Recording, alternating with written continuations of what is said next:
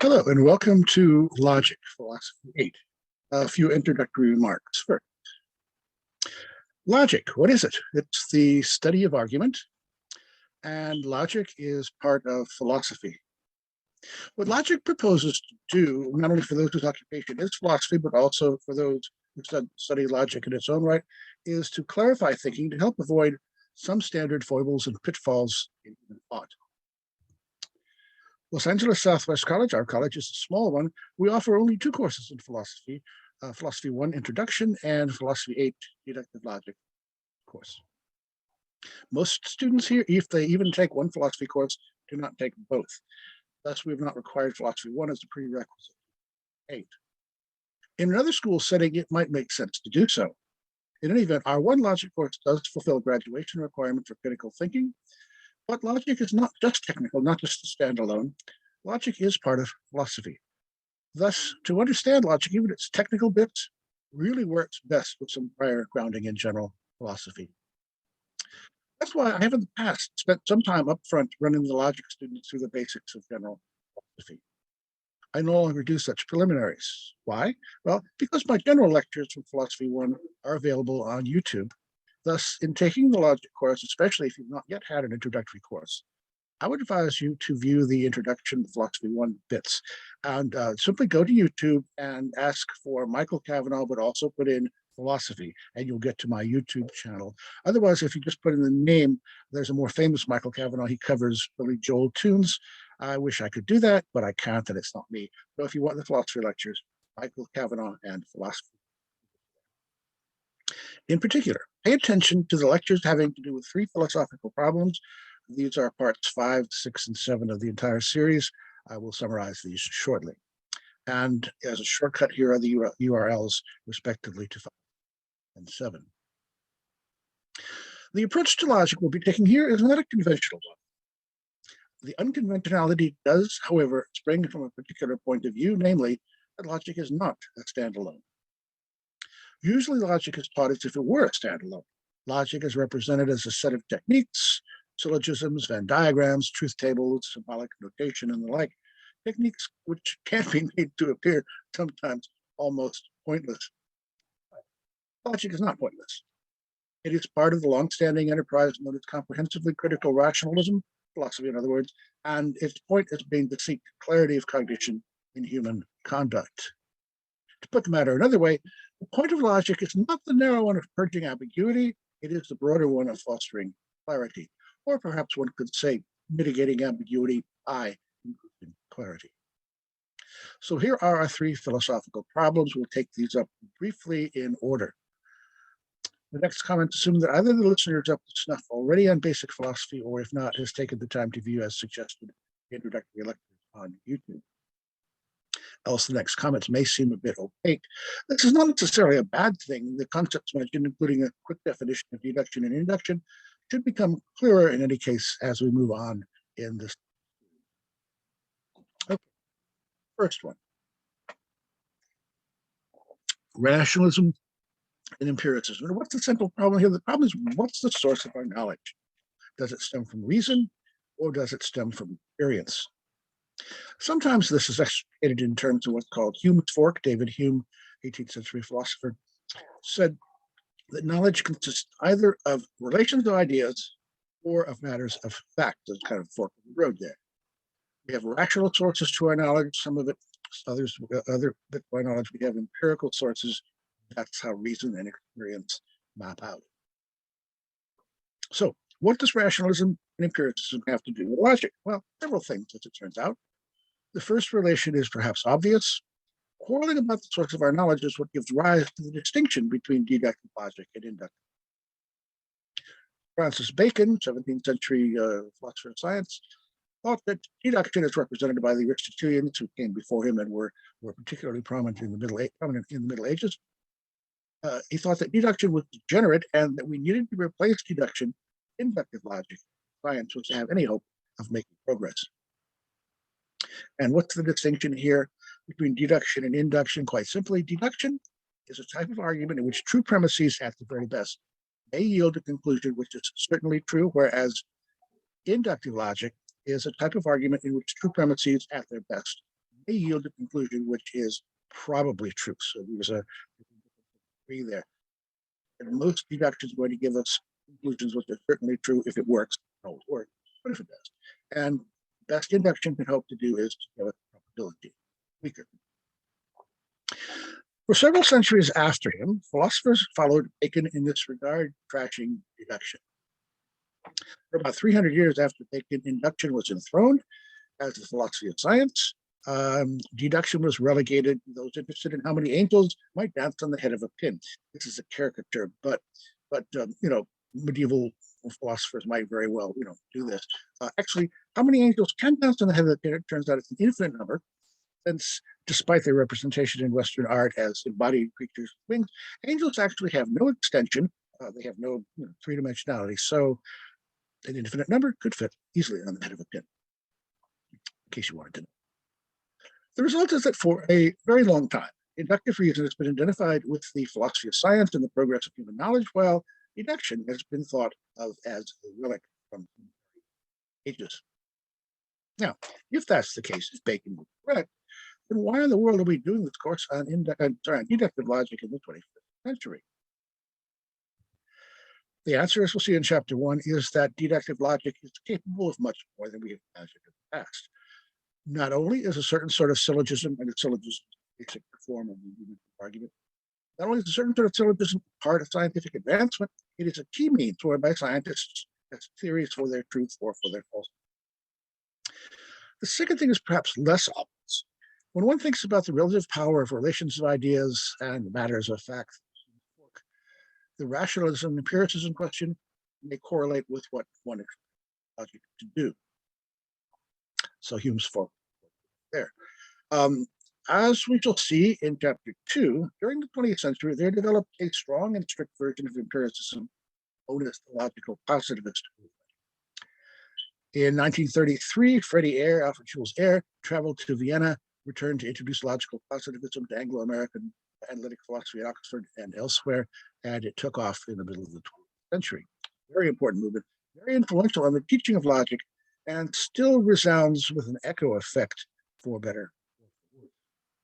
Logical positivism followed work by Bertie Russell early in the 20th century in supposing that a purified notation system would allow logic to free us not only from dangerous ambiguities inherent in natural language and common sense, but also to sweep away whole categories of error associated with fuzzy pseudo statements in metaphysics and in ethics. It may be possible to accomplish such a sweeping reform of human language and thought on the condition that knowledge is more or less as the strict empiricist is. If with the strict empiricist tradition, I'm going to characterize this down the road as empiricism 1.0, if we think that human knowledge consists in paying close attention to what we can see and reporting it clearly in terms of observation statements only, then we may have very high expectations indeed for the power of logic straightforwardly to clarify what we do know or can know. The downside here is that residual positivism has made logic sort of bitchy, sometimes sounds kind of bitchy. But what if knowledge is not strictly like the strong empiricist tradition, empiricism 1.0 has told us? Well, if this is so, then we might want to modify our expectations. Logic may still be useful in reasoning critically, in identifying and avoiding common logical fallacies, in conducting science, but we might want to be less preachy, less nagging into the Okay, that brings us to the second of our problems, analytic versus synthetic. And this distinction characterizes different types of propositions. Here is, can we, yea or nay, deny a proposition without self-contradiction, without contradicting ourselves? So what does the analytic-synthetic distinction have to do with logic? Well, analytic propositions, let the cat out of the bag, are those that one cannot deny without self-contradiction. So the question is, can we or can we not? In some cases, there are propositions, analytic propositions, which we cannot. A perfect example of that, any basic arithmetic proposition, I say 1 + 1 = blank, you say 2. Is there anything else that you say? No. That's just obvious, that's evident. Or suppose I say all circles are round. That's analytically true. Roundness is already contained in the idea of circles. It's a part of the same idea. So I'm just stating, sort of of ideas that's clear and self-evident. Now, on the other hand, synthetic propositions are the ones that one could deny. For example, suppose I say today is Wednesday. Well, actually, it happens just coincidentally to be Wednesday today. So what I just said was true, but tomorrow, if I repeated that, it would be false. 6 out of 7 days in the week, it's a false proposition, and occasionally it is. Like Mr. Jackson said, even a broken clock is right twice a day. Happen. But one could deny that today is Wednesday. Wednesdayness, the idea of Wednesdayness, is not part of the idea of todayness, in the same way that roundness is part of the idea of circleness. So those two are linked only contingently, synthetically. And if I deny that link, I might be right, I might be wrong, but it's possible to do. Whereas I can hardly deny the one. That's the distinction. Analytic propositions are self-interpreting and self-evident. You can never even prove that 1 + 1 = 2. You don't get it immediately, you're never going to, and no amount of intermediary explanation will ever help. That's how strong the belief is. Furthermore, if a proposition is analytic, it is true. Moreover, we can be certain of that. On the other hand, a synthetic proposition might be true, but even if it is, we're going to be less certain of that. Thus, logic is going to be important when we are thinking about synthetic propositions. Simply put, logic is the study of argument. That was the first point we began with today. But you're not going to need argument at all unless the question at hand involves synthetic propositions. Analytic propositions are beyond argument, just as much as they are beyond evidence. So here are two sorts of statements which are particularly important to deductive argumentation, and we'll take these up in some length respectively. Conditional statements and categorical statements. Conditional statements are if-then statements. Categoricals involve all, some, or none. Each sort can express analytic relations, but these tend to be trivial.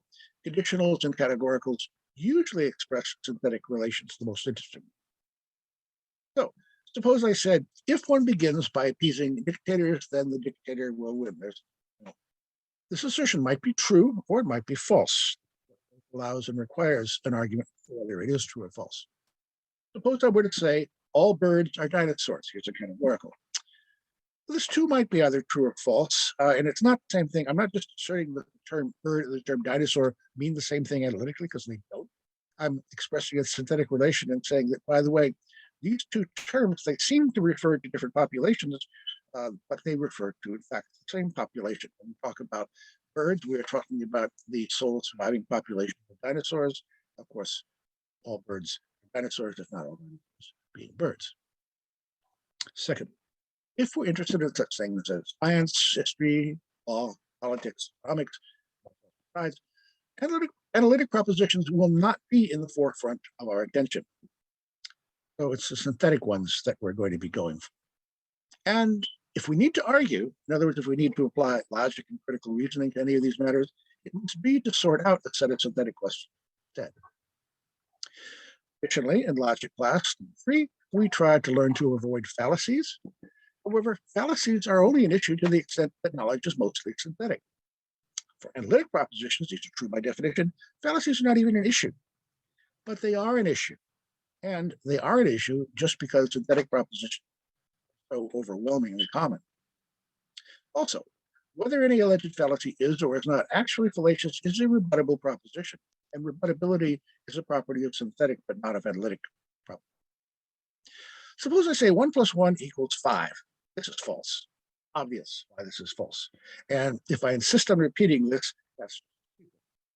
But suppose I say, on the other hand, Earth is flat. Well, this too is false, but it's not analytically obvious why this is false. Earth could be flat, it just isn't. Masturbation is morally wicked. Pope says so, speaking ex cathedra. Hens have teeth and horses have toes. Stephen Jay Gould, major evolutionary biologist, says so. By the way, hens do have teeth and horses do have toes. He has an essay of that title in a collection of essays. It turns out that the chickens, for example, they have beaks and not teeth, but they have a gene for teeth. It doesn't express itself phenotypically. So that suggests that birds, chickens included, have an ancestor that did have teeth. Interesting point. Okay, masturbation and hens and horses. One of these claims is badly reasoned, it's fallacious. which one and why is not analytically. Often, a judgment of whether an alleged fallacy is or is not fallacious becomes an empirical matter. For example, the slippery slope is a common fallacy, but are all slopes slippery? Is there a slippery slope between marijuana and heroin? Is marijuana a gateway drug to heroin?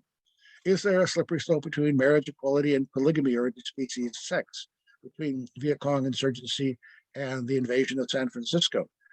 Between ISIS and the goal of a worldwide Islamic caliphate? You might answer it differently in each of these cases. So the predominance of synthetic rebuttable propositions is also why the detection of logical fallacies isn't simple. It's not just one big game of gotcha. We're going to spend a lot of time on this when we come to chapter 3. That brings us to the third and last of our philosophical problems, certainty and error reduction. And the point here is the goal. What's the goal of our knowledge? Need we attain certainty about what we claim to know, or should we just rest content with making more mistakes?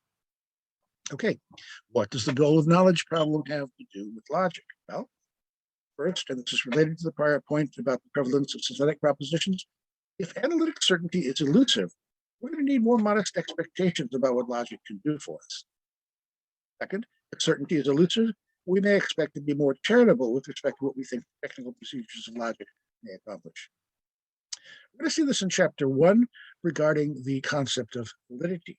If and only if, that's IFF, if and only if we meet the two conditions of argumentative soundness, and those two conditions are having a valid form plus having two premises, if we meet both of those, then we are certain that the conclusion is as true as the premises. But otherwise, certainty and indeterminacy fail.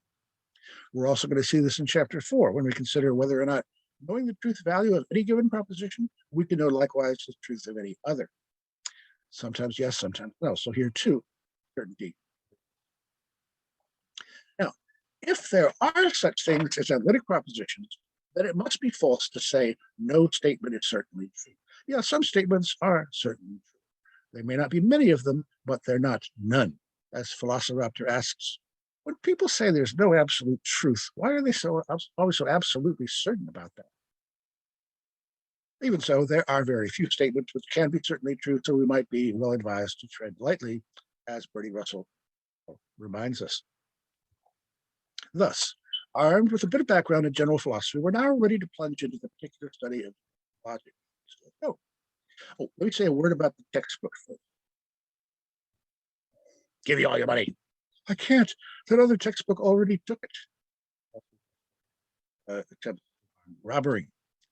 It is not unusual for college textbooks to cost over $100. I dug out my logic textbook from 1972, my sophomore year, and it was a lot less. I'll show you. The most expensive one I can remember from those days was $30, which is about $186 today. The cost of textbooks for a community college averages about $200, approaching $200, and it's not going down, it is up. We're going to be working from the first 5 chapters of the full edition of Patrick Hurley's A Concise Introduction to Logic. It's one of the best textbooks of its sort available now, and it's right up there along with the classic one by Irving Copey. It's also egregiously expensive. Current edition, the 13th, lists for $200. Now, I have a lot of books in my house, but I never bought a book that costs more than $100. Not even close. And yet, textbooks often, you got to get rid of them after the course is over, are just climbing up in price. It's crazy. The previous edition of this book had been $149. It went up to $165, and now the new edition is. Mentioned my logic textbook from sophomore year. Here it was. I pulled it off the shelf, and there's $4.95 stamped on the inside. This would be about $30 in today's money.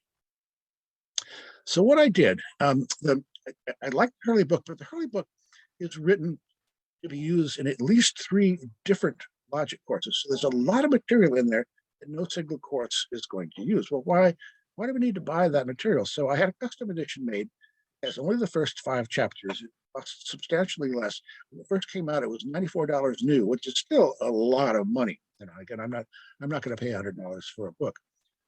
There are some used editions available.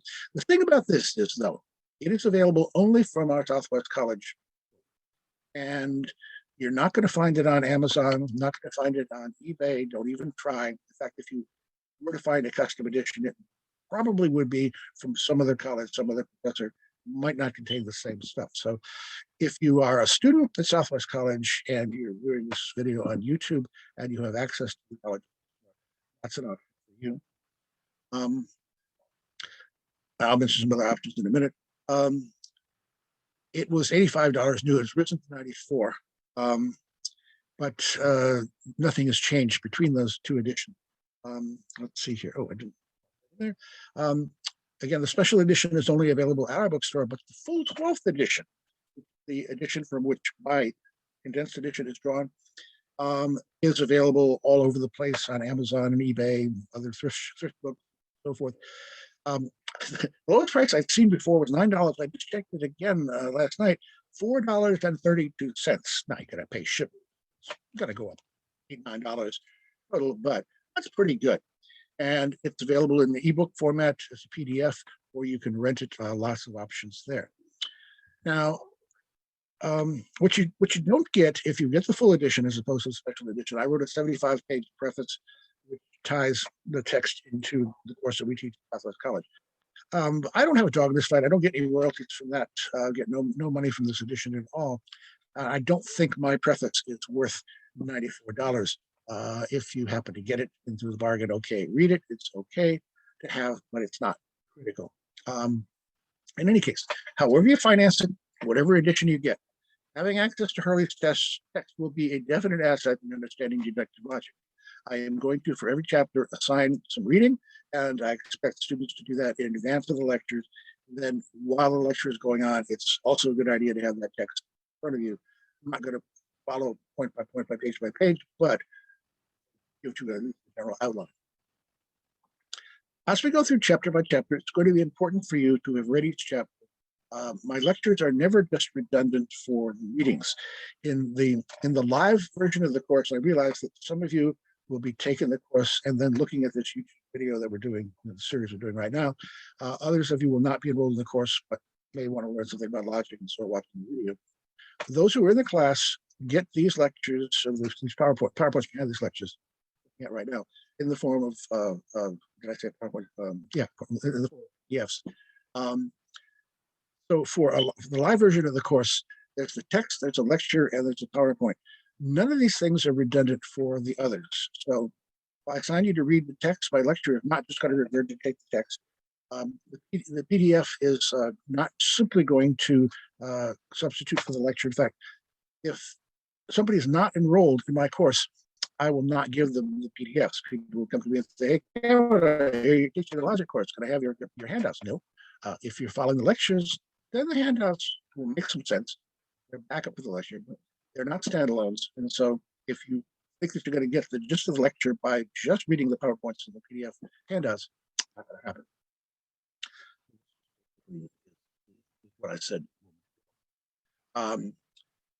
If you have a three-legged stool and one leg breaks, what happens to your stool? You follow your arts. So yeah, you can't really substitute one of these three legs. Equally important. Okay. Well, I said having Hurley's text is going to be a definite asset in understanding deductive logic. For me, that's a really unusual thing to say because generally I hate textbooks. Intro philosophy, I work from primary texts. On occasions, I teach sociology, which is my other course. I prefer to work from literary readings, films, some combination, rather than the standard textbook. But I make an exception for Hurley's textbook, and I make an exception for the logic course. Here are the sections you should read, and you might want to get these in your notes now. As we go through chapter by chapter, I'll reiterate each readings, but you'll notice that there are only 5 chapters, and you're not assigned to read all of 5 chapters. Chapter 3, selection from. Logic courses are the most technical courses in philosophy. Generally, I try to avoid teaching purely technical courses, whether I'm teaching philosophy, whether I'm teaching sociology. I am not a logician by background and training. My specialty is science and philosophy, the social sciences, social philosophy. I'm also fond of German idealism and classical philosophy. I never use symbolic logic in my own work, and I confess I have very little taste for it at all. What do you have to say? In 28 years of teaching this course, Philosophy 8, Deductive Logic, I have come to a greater appreciation of logic, mainly for its formal elegance. I find that logic turns out to be, well, just so logical, but a fun to it.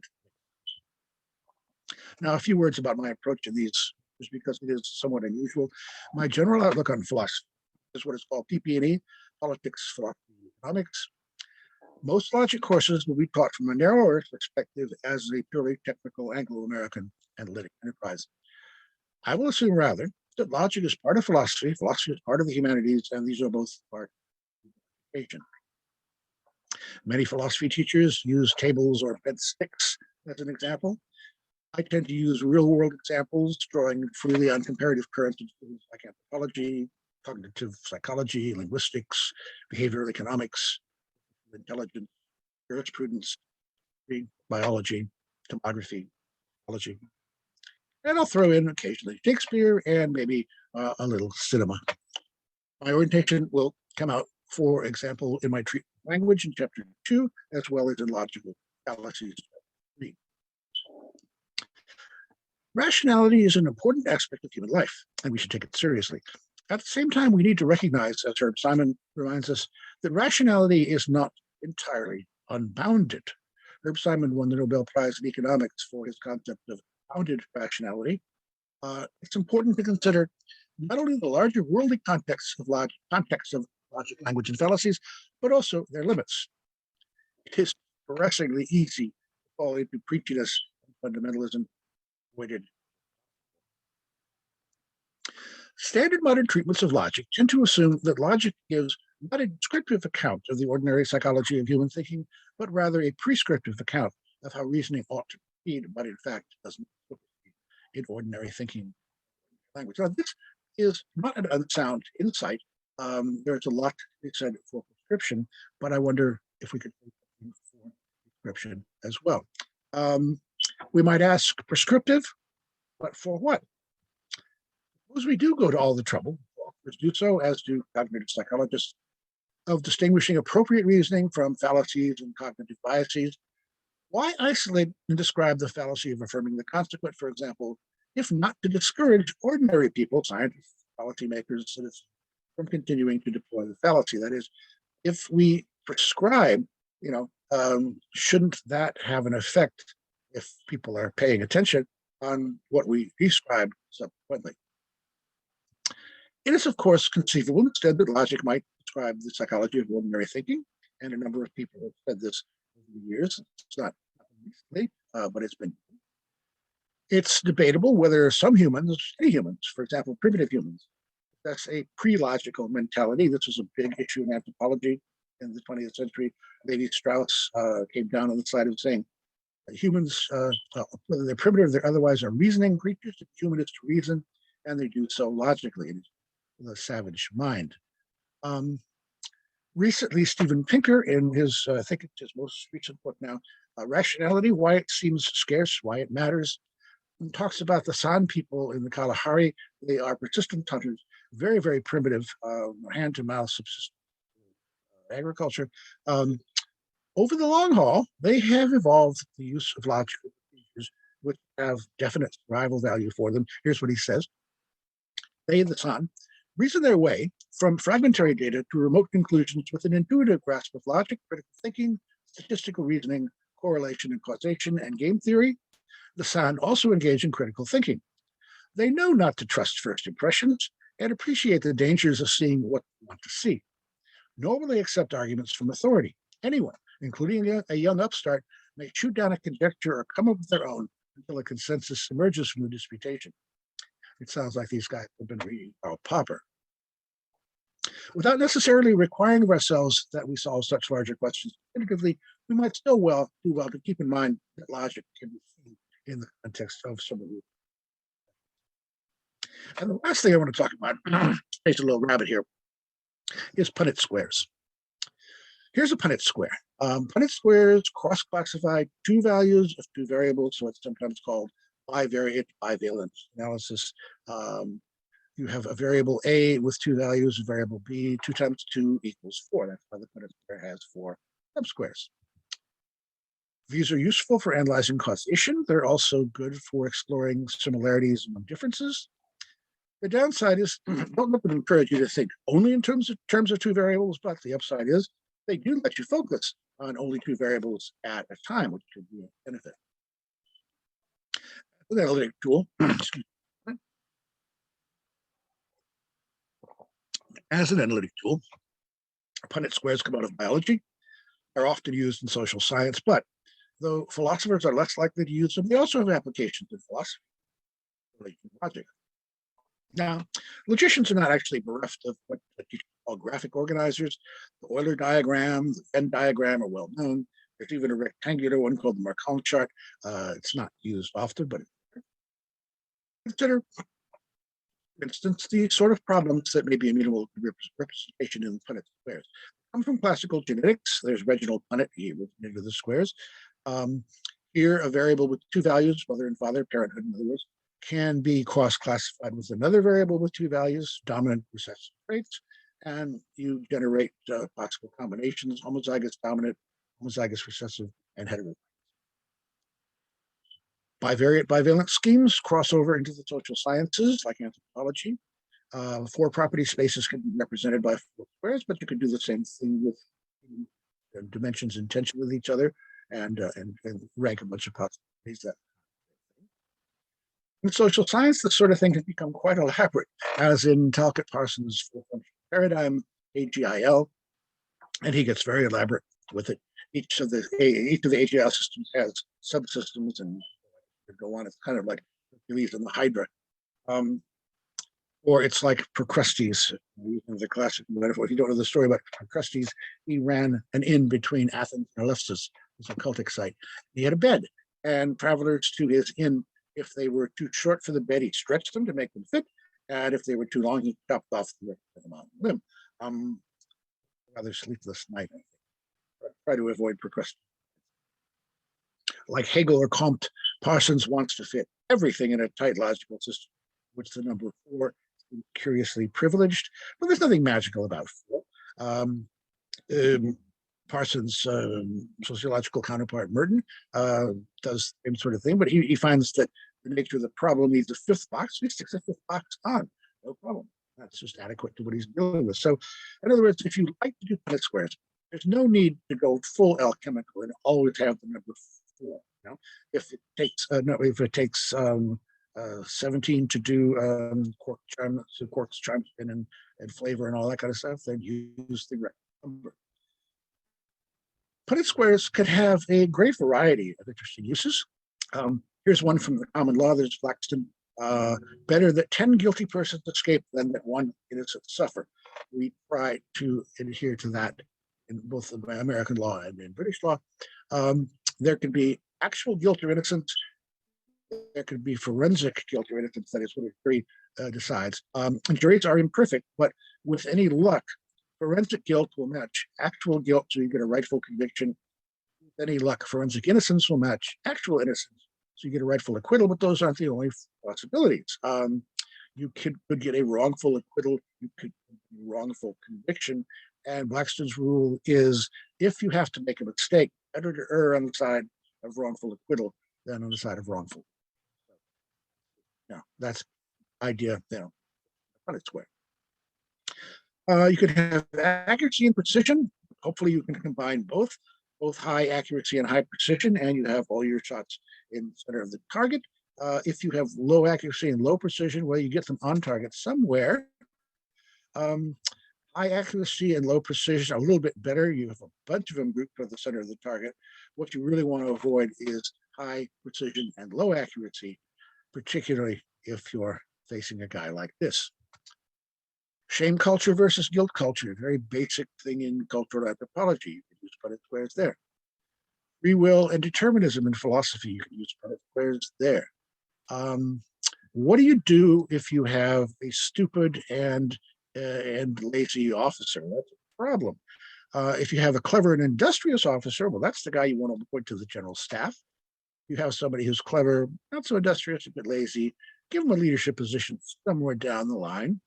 Stupid and lazy, well, useful idiots can be used under certain circumstances you really want to avoid. is stupid and industrious because that's dangerous. In religion and theology, God could be all powerful or not all powerful. God could be good or not good. If he's all powerful and all good, you have a problem known as theodicy. But maybe God's not all powerful. He wants to stop suffering, but he can't. Or maybe God is all powerful, but just not all good. He could stop suffering, but he doesn't. Or maybe God is the devil. He's not all powerful and not good. Can't and doesn't want to stop suffering. That's a way to think about that problem thematically. And a Punnett square could be helpful. Power and authority. It's possible for power and authority to coincide, but they don't always. The president of the United States has a lot of power. He also has authority. Well, they come in.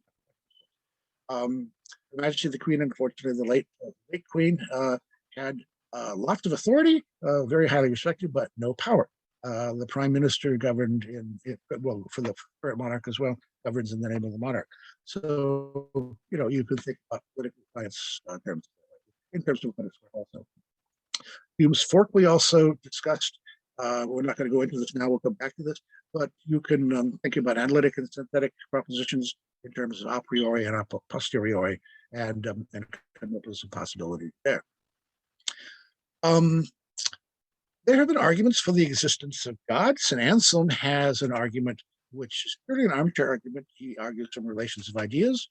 William Paley a little bit later comes along with also an argument for the existence of God, but he appeals to at least matters of fact. He looks to empirical evidence. Both of these guys have in common that they're trying to get to the same endpoint. They're trying to get the existence of God, but they do that by different methods. So you can cross-classify methods, subject matter, and make some there. Oh, Pascal's wager. This is famous.